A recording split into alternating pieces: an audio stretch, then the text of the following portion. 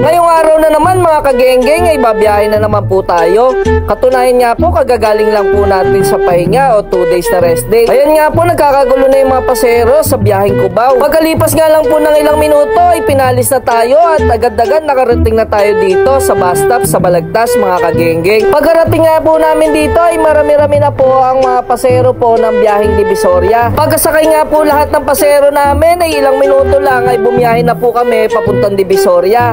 Ayan mga kagenggeng at nasa Index na nga po tayo, banayad na banayad at wala pong traffic. Kalipas nga lang po ulit ng 40 minutes ay nakarating na kami sa Divisoria. Pero tinawag po agad ako ni Kadyo dahil may bibigay daw siya sa akin ulit. Nakapulot nga daw po siya ng Stephen at bagay na bagay daw po sa akin. Talagang hinintay niya nga daw ako mga kagenggeng, di siya umalis hanggat di po ako dumadating. Mayabot lang daw po itong Stephen. Yan mga kagenggeng, parang halos bago pa siya. Konting linis lang at konting brush, pwede na po ulit siyang gamitin. Binigyan niya rin po ako ni Kadyo ng isa pang Stephen na pambabae mga kagenggeng. Sabi ko sakto-sakto at bibigay ko na lang sa aking master. Tingnan nyo naman mga kagenggeng at pwedeng-pwede pa at bagong-bago pa siya. Kaya bilang pasasalamat si Kadyo, ayan, kumakain na siya. Babayaran ko nga po sana yung Stephen, kaya lang ayaw niya pabayaran. Hindi naman daw po nabibili ang pagkakaibigan.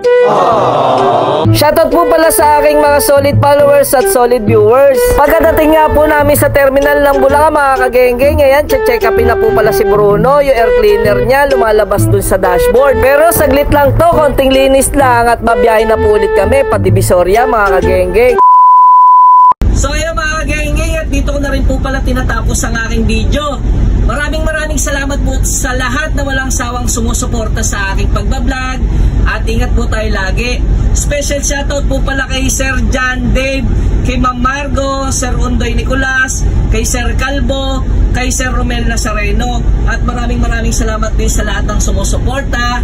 Huwag po sana kayo magsawa na manood po sa aking video. Ingat po tayong lahat. See you in my next vlog. Bye bye.